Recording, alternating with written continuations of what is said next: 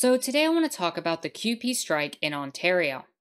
On Friday, 55,000 education workers and members of the Canadian Union of Public Employees, or CUPE, went on strike. Now, what's particularly notable about this strike is that according to Ontario law, it's now illegal. And the reason it happens to be illegal is because Ontario specifically passed a law on Thursday, only one day prior, making this particular strike illegal before it even began, while also enforcing a contract onto these union workers.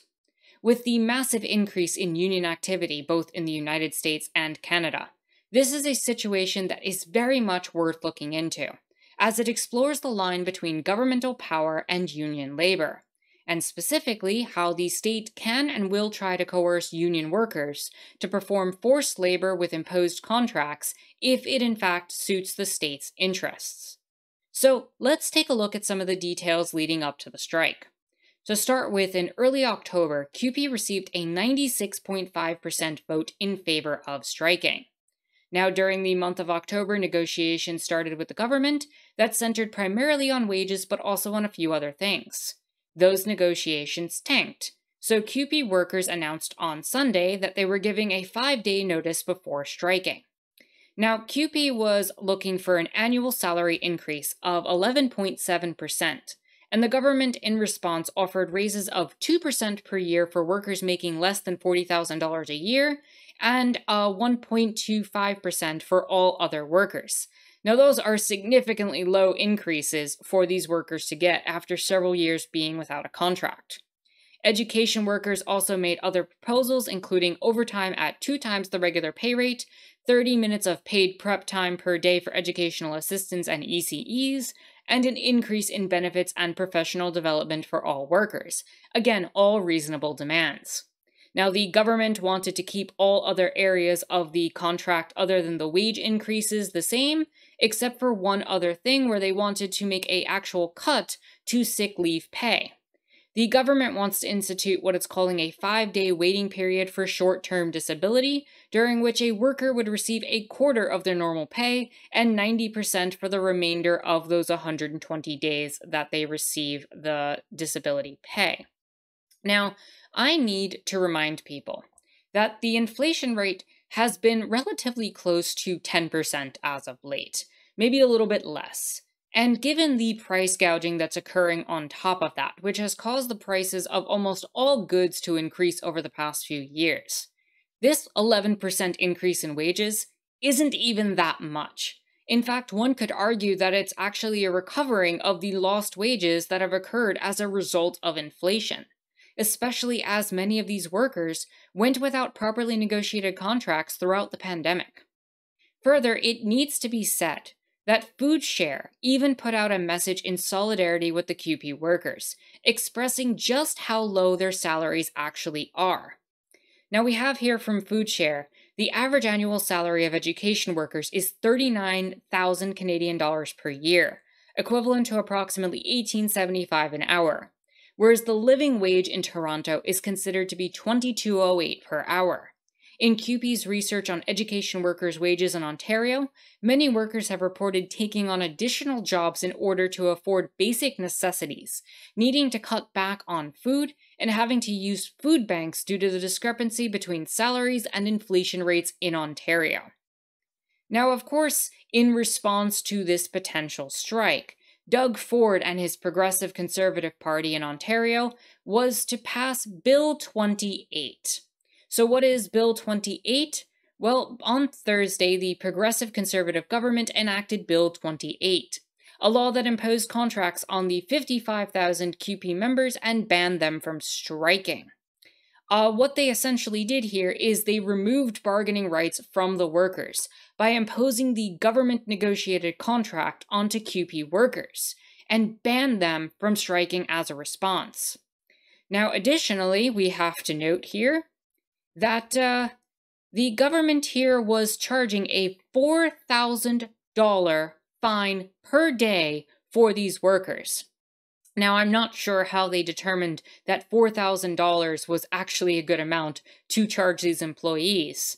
But the fact remains that these workers make about $120 a day. to charge them $4,000 per employee per day with fines up to $500,000 for the union is absolutely absurd. And it is evident that the government is trying to coerce these workers, who could not really have fought back at all without their unions, to go back to work and to just accept what they're given. They would have no chance in paying these fines without union support. And the trouble is that these type of back-to-work legislations are actually quite too common in Canada. We actually have a situation where the federal Liberal government last year had actually drafted, introduced, and passed legislation to force workers back. In this case, it was the workers at the Port of Montreal in Bill C-29, which was forcing them to go back to work. Further, when we look at another example, Bill 115 was put out in 2012 under the Liberal government of Dalton McGuinty. It too preempted an otherwise lawful strike amid negotiations with the province's teachers, and it also imposed a contract rather than leaving outstanding issues to a neutral third party. So this has been something that's been building over the past decade, and the Liberals have been just as complicit in this. Now, what's particularly noteworthy in this case, though, is that Doug Ford ended up using something called the notwithstanding clause. And in this case, he used it very preemptively based on how it's theoretically supposed to be used, but it's really not supposed to be used against organizers trying to form a union. Now, I want to note that in previous situations, like in this Bill 115, a lot of it went to the courts, and it was deemed unconstitutional 4 years later. And it required the government to pay millions of dollars in damages to the workers because their charter rights had been violated. Now, when you put the notwithstanding clause in effect, what it essentially does is it permits government to pass laws notwithstanding that those laws violate specific provisions in the charter. And while at first glance this could seem very strange, the idea is that they want to prevent judicial overreach. But the fact remains that it, generally speaking, makes it so that judicial review is non-existent.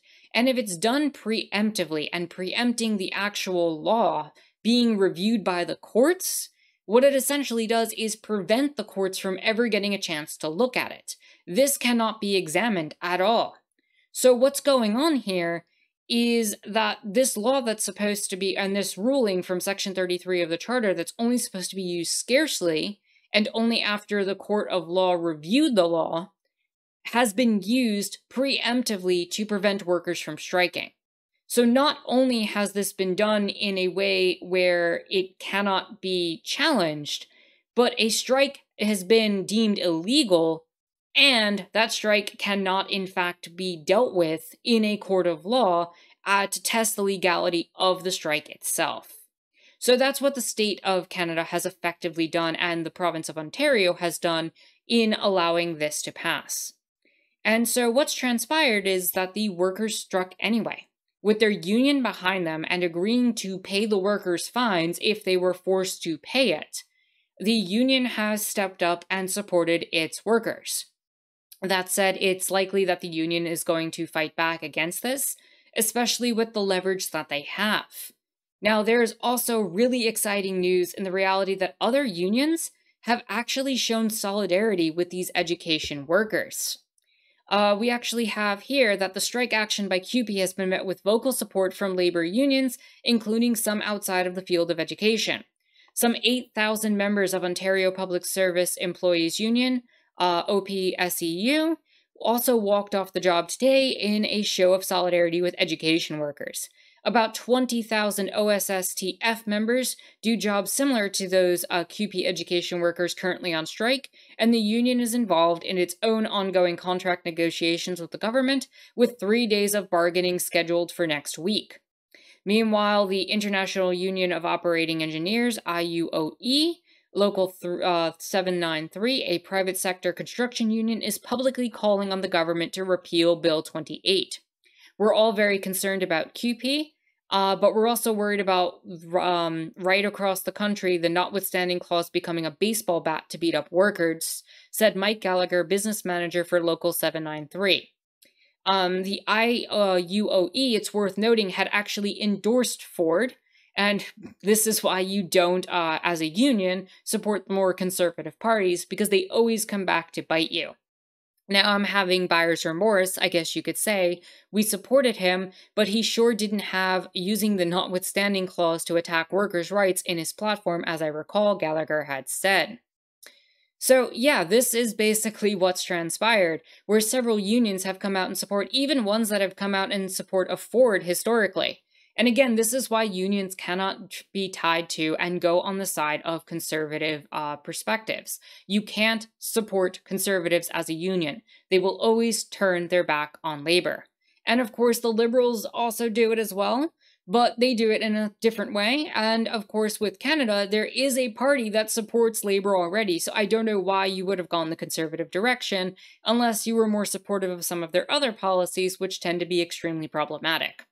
Now, in addition to these other unions, it's also worth noting that CUPE across all of Canada is 715,000 members strong. And this law and the implications of using the notwithstanding clause is one that threatens all union workers in Canada, with forced labor and imposed contracts. With only the 55,000 education workers striking, which I cannot believe I'm saying only 55,000 because that's still a significant number of people, there is a lot of power in the hands of these workers.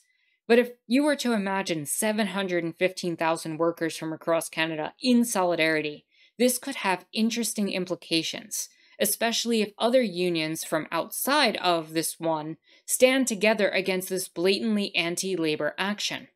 Only time will tell if we see something akin to a general strike in Canada, but it's certainly looking like this could turn into something big and something worth keeping an eye on.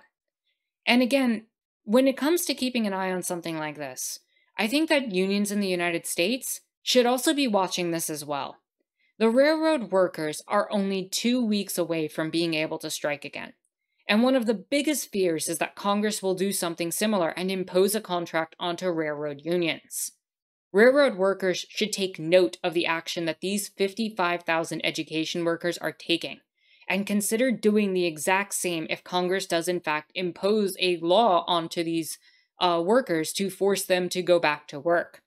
Striking is but one option in the arsenal of tools that unions and organized labor have historically employed. And we need to remember that every time the government or these states employ state violence for coercing workers into forced labor contracts, that they are breaking the deal between unions and capital. They are in fact breaking all of the deals that they have had with unions historically. And to do something like what's happening in Canada, where they're imposing the law in a specific way that the squashing of a strike and the making of a certain strike or bargaining tool illegal is in fact a violation of labor rights that have been negotiated over several decades and over a century of care and work being put into many, many labor actions. And it was illegal strikes that allowed those to become powerful in the first place. So if these governments want to break all of these rules that they've helped create and that have been preserving the peace for all these years, then there's no reason to continue playing nice. After all, again, illegal strikes are what allowed us to gain so many of the things that we've learned and gained over the years. The fact that we have a 5-day work week with the 40 hours work week and all that, all of these things were negotiated because people fought for them, unions fought for them. And the fact remains that we can continue to push the envelope as government fights back and start to make it so that these labor laws are challenged even further and we push even harder. And that's what we need to keep doing. Otherwise, we're going to lose everything that we enjoy today, and what we have today is significantly less than what we should have. So with that said, if you've learned something here today, consider liking the video, subscribing, and leaving a comment, as well as joining my Discord. If you're in a financial place to do so, and only if you're in a financial place to do so, please do consider supporting me on Patreon, especially as political content like this can often be demonetized on YouTube, and it also goes a long way to helping support the channel.